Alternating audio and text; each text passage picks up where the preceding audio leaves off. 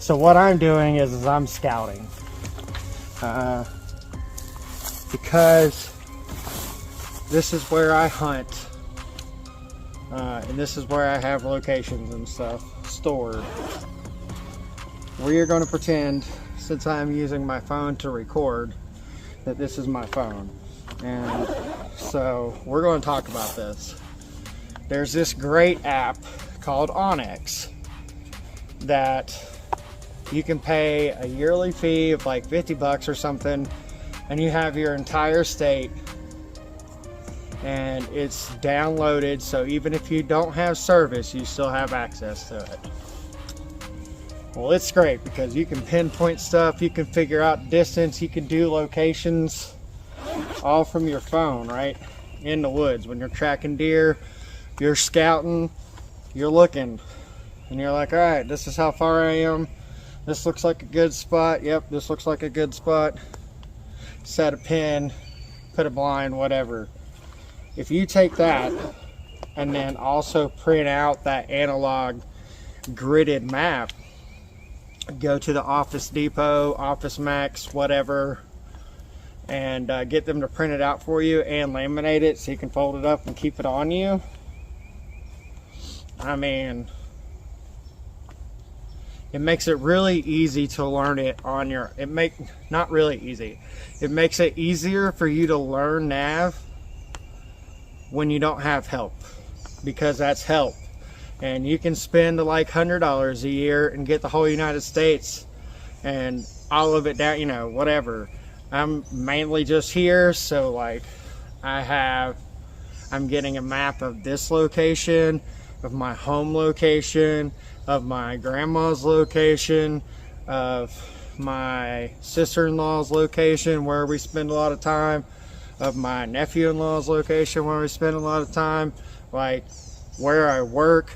All those, I'm going to have maps for all those areas, but I also have it on that Onyx.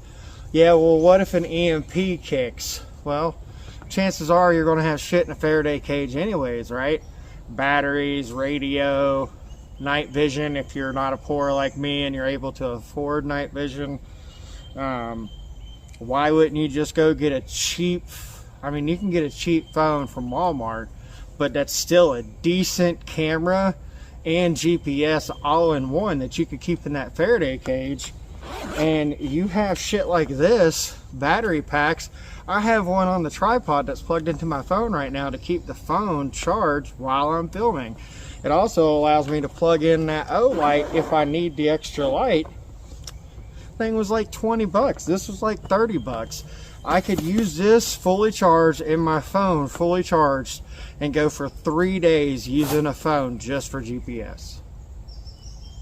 Oh, you can get apps to do digital comm stuff on there, kind of, or call people. It's day 2 of trying to shoot this video. Yesterday I touched my headphones and turned off the camera, didn't know it would do that, and lost half of what I was saying, so trying to come back in. The whole point is you don't have to have a lot of money to be able to do things. You can be a poor like me and still be able to do stuff, whether that's, you know, using Onyx to learn how to read a map and stuff and to figure out your locations, because that's something that's important. Buying a $20 Baofeng and learning how to use it, realistically, coming from prior military people, they say most of the time the group leader was in contact with the main leaders and then everybody else was just running off of hand signals and shit. So you need to learn your hand signals, but you also kind of need to know how to run the radio, because what if the guy who is running the radio goes down and you need to report back to your command base or your homestead or whatever? Hey, this is going on. Hey, I just shot a deer. It's huge. We're 100 yards past where the blind's at. I need you to come out and help me. You know what I'm saying? Having that cheap phone with the battery pack and stuff. Even The EMP hasn't happened yet, so while we need to worry about what we're going to do when it happens, let's use what we got. I mean, we don't have... Yes, it's nice to have all the Gucci stuff. Do I want nods? Absolutely. Do I want a Gucci rifle? Hell yeah. That'd be awesome. If I'm paying for it, what am I going to do? I'm going to spend wisely. I'm going to shop on deals and discounts and stuff like that. And I'm going to use the money that I saved to go into my gear or my ammo. And I'm going to try to stock up that 1,000 rounds of practice and 1,000 rounds of green tip or 77 grain because I am in a fort, a wooded area. I'm also going to stock up on my 30-06 because if it was good enough for my grandpa in Korea and also saw use in World War II and World War I, it's good enough for me to take down a deer or use as a DMR. Like, we can be poor and still get shit done. Knowing how to read your location, read your map and stuff is important, and it is something that I'm working on. Knowing how to use comms is important, and it's something that I am working on. Knowing how to do a stop to bleed and packing in gauze and stuff and not taking out tampons because you're a moron, we need to know how to do that, right? Most stop to bleed classes, depending on where you go, I found one for $30. $30. I can do that. You know what I'm saying? But you can't do everything on your own. And while you need to know all these tactics and stuff, should shit hit the fan, there's also other things you need to know, right? Like, you know how to plant food in your AO? Do you know what you can grow at what time of the year you can grow in your AO? Do you know... When you figure that out, have you figured out how much of the stuff that you can't grow that you might need should something happen and it's hard for you to get? Pandemics, 2 weeks to flatten the curve, and we were struggling to find toilet paper for months. Like, I don't really have the area to grow rice, so I might want to be stocking up on rice. So the money that I'm not spending because I can grow tomatoes and lettuce and onions and stuff like that, I can go to stocking up on stuff that I can't grow, right? Do you know how to go out and read the sign in the woods so you can find out where to set up to go get that deer? Do you know how to process that deer on your own because you can't take it to someone and give them $100 and they just give you back sausage and ground deer? Do you know how to cook that stuff? Can you start the fire? Yeah, if something happens and there's no power, you can still run an offset smoker. You can still have good food. You can still cook. You know what I'm saying? But what are you going to do? Like, getting back to the battery packs and stuff, you can go to Harbor Freight or even Walmart and get one of those deep cycle, whatever, charging solar things, and they have the female, you plug in the male plug, and then it's got the USB ports on there. You can charge your stuff cheap. You can get a 100-watt solar panel from Harbor Freight for like $100. Maybe once a quarter, for a year, you got 4 of those, you got 400 watts. Maybe you're charging up some batteries and stuff. Whatever, running your well to fill up the water if you have fortunate enough to be on well water and not running on city water. If you're on city water, what are you going to do? Here we're at, it rains a lot, but there's several months through the summer where it doesn't. Should I be figuring out a way to collect water during the rainy months so that when it's a little bit drier here, I can use that on the garden, or use that to top off the pool, or use that to cook with and stuff? If we don't want to be tapping into and spending more money on utility, you see what I'm saying? It's the mindset. It's not all about pew-pews and Red Dawn. And I feel like some of us, me included, sometimes get really deep into the Red Dawn scenarios and not the shit, how are we going to take care of everybody else scenarios. So we need to, are we prepping to be Minutemen?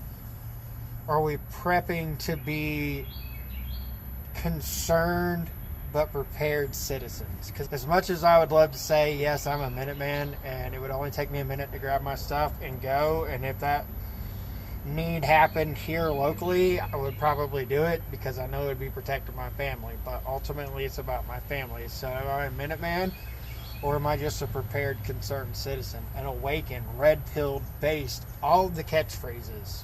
Can't do this shit alone. You need help. Right? You need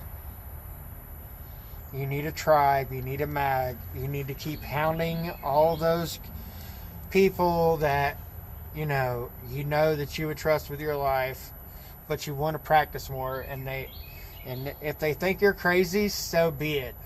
I mean, literally, worst case scenario, we laugh about how crazy I was in 10 years. Well, you remember that time when you were preparing for World War III, and then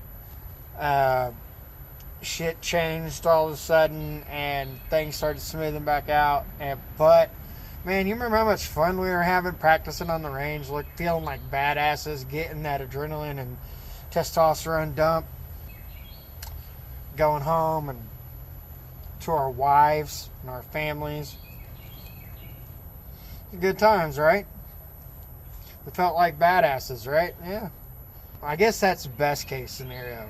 Worst case scenario, shit actually does hit the fan and we're prepared and ready to go.